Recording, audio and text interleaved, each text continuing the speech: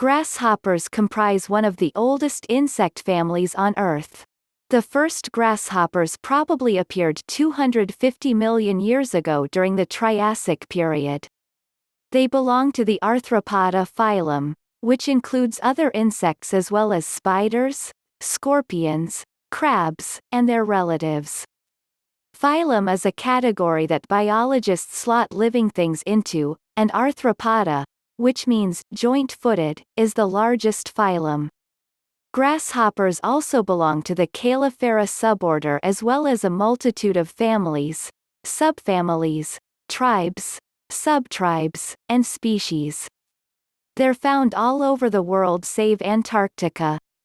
Grasshoppers don't undergo complete metamorphosis the way many other insects do.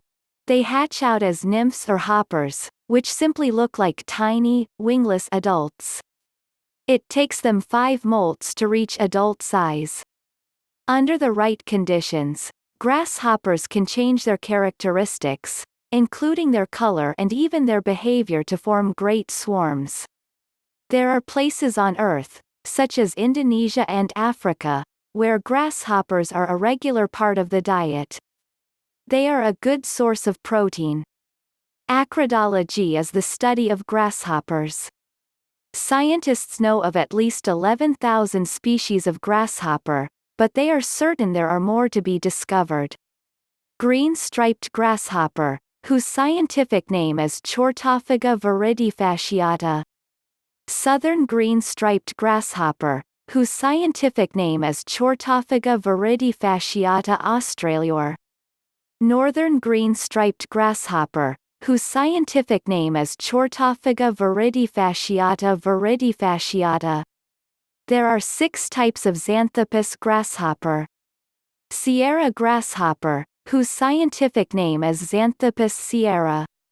Sandhills band wing grasshopper, whose scientific name is Xanthopus montanus. Red-shanked grasshopper, whose scientific name is Xanthopus corallipes. Xanthopus aquiloneus, Xanthopus olancha, Xanthopus brooksii. There are 3 types of differential grasshopper. Differential grasshopper, whose scientific name is Melanoplus differentialis. Melanoplus differentialis, Melanoplus differentialis nigricans. Grasshoppers can look surprisingly different from each other, and some don't quite look like grasshoppers at all. The leaf grasshopper, Philohoria ramakrishnae for example, mimics a fresh green leaf.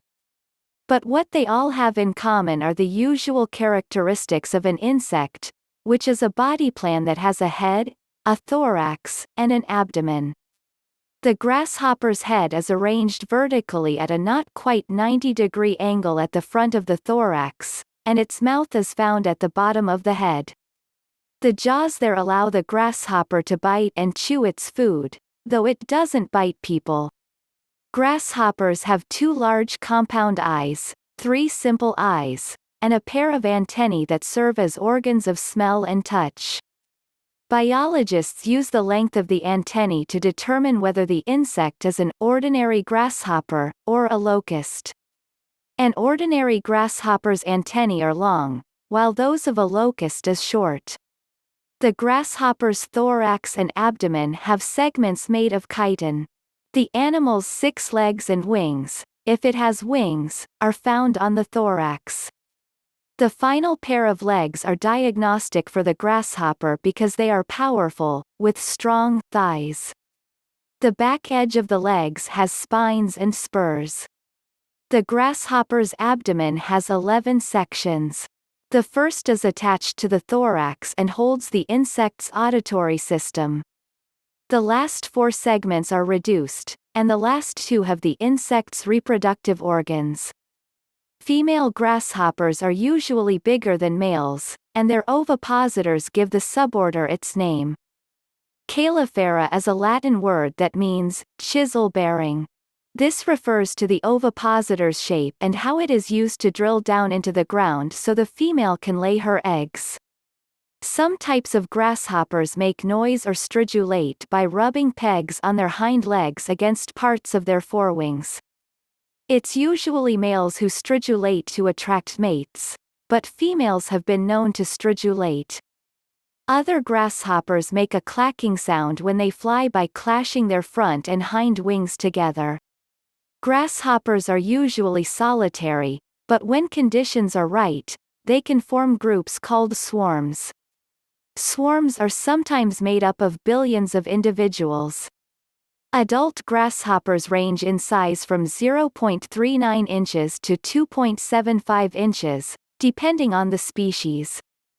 The average weight of a grasshopper is 0.01 ounce, and most grasshoppers are shades of green or brown. Some species, such as the horselubber and the rainbow grasshopper, have a coloring that mimics the coloring of wasps. Grasshoppers' colors serve as camouflage or to fool would-be predators into thinking they are dangerous. The grasshopper's name gives a clue to where it can be found. It is found in habitats where grass and other food plants are abundant. This means, basically, any place on Earth where it is not extremely dry or extremely cold. Many species of grasshopper prefer places where plants do not grow very tall, though some can be found in moist forests or jungles. Grasshoppers are also easily found in urban parks and suburban yards and gardens. Grasshoppers, famously, eat all manner of plants, even those grown on farms.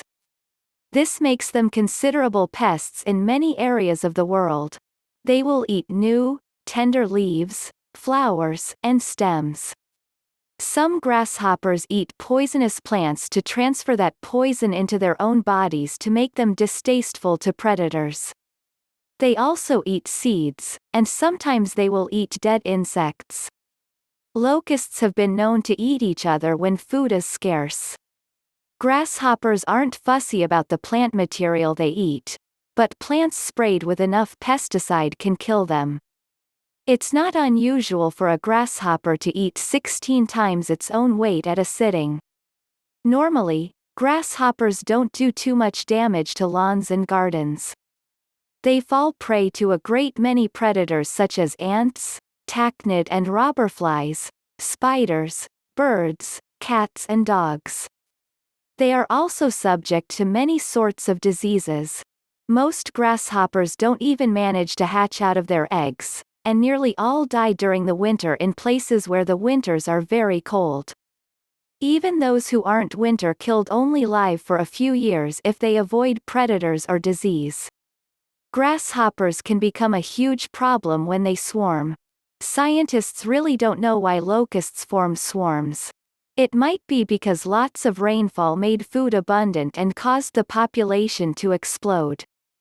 It might also be because conditions were dry, warm and sunny and also caused the population to explode. When the food runs out, the swarm takes to the air and flies in search of more of it.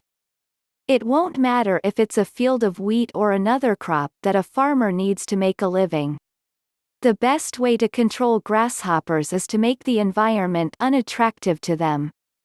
This may be as simple as removing the tough weeds near drainage ditches that are near croplands or gardens. Farmers and gardeners can mix a grasshopper parasite called Nosema locustae with bait, infect the insects with Metarhizium acridum, a type of fungus, or spray plants with neem oil. Insecticides are not very effective for the tough and mobile adult grasshoppers, though they might work on hoppers.